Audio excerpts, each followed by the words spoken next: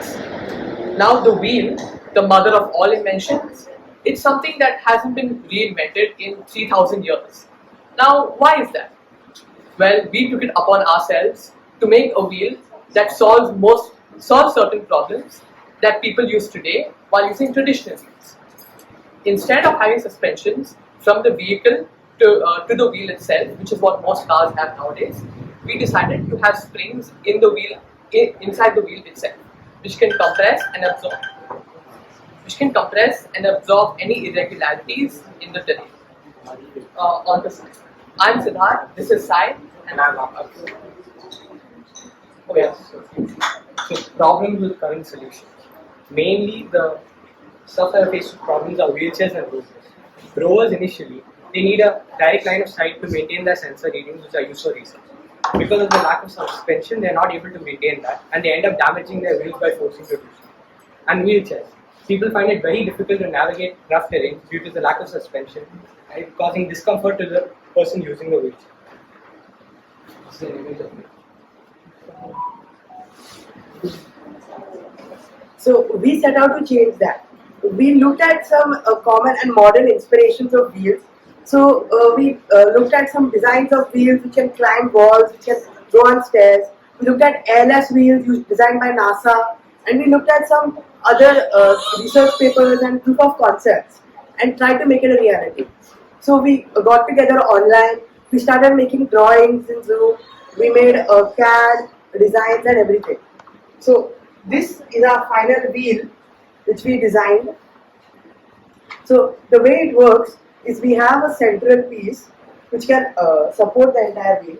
So we designed many different types in many versions. You can see this is one of the previous versions. You can pass it around. So you can see it. So you can see these first designs. They have very thin tubes. So, but the problem with those was that it would break easily. And you can see in the design also it's falling apart. So then we tried making like a thicker tube. We made it like this.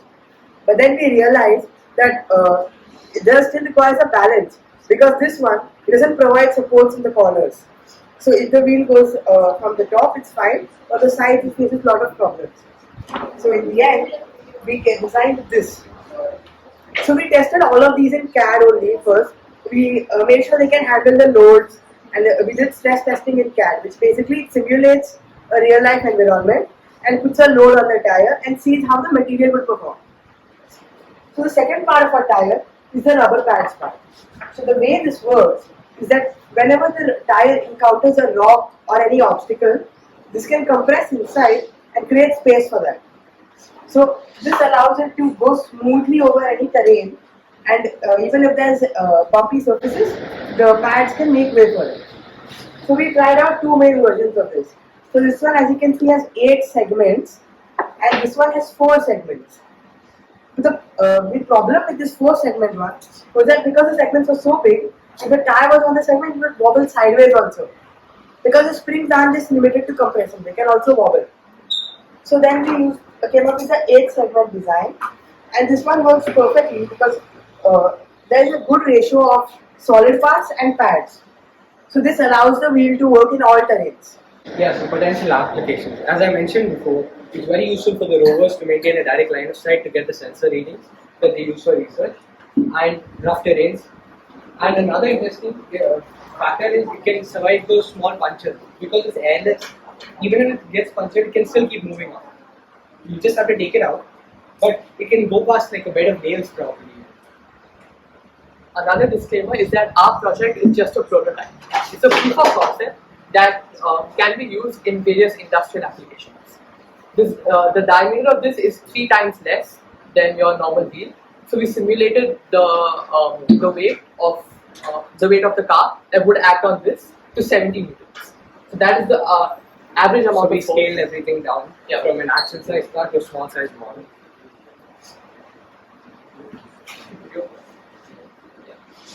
This is a small video showing how it works. So as you see, it gets compressed and allows the car to move freely. We're going to do a small demonstration as well in both the rocky rough terrain, and I'll show you just going above one stone. So as you can see, this is a rocky terrain which a wheel might face. So as you can see, So as you can see, this is able to go perfectly over the rough terrain and it performs much better than a normal wheel. So as you can see over here, it encounters a rock. It's able to create way for it and compress, and this allows the wheel to be very smooth even in a rough terrain as compared to a normal wheel. So a normal wheel would keep bouncing up and down, but our wheel is able to maintain a sort of uniform line to a certain extent. It's not perfect because in this case it's a complete track of rocks. So in some situations while it's able to compress, and sometimes it's not able to. But it's still a lot better solution than a normal wheel. And the normal wheel would just be unable to traverse this kind of terrain. Yeah, so I'm just going to take one rock and show you how to do it. Yeah, so as you see, the rock is, these are the solid sections. So it encounters one of the pads.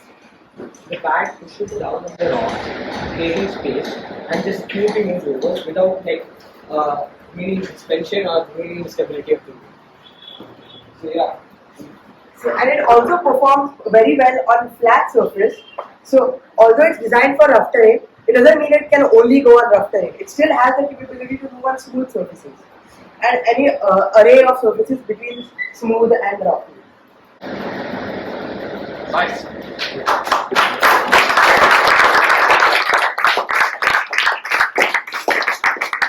Now Good job, guys. Does anyone have any comments or questions? Any questions?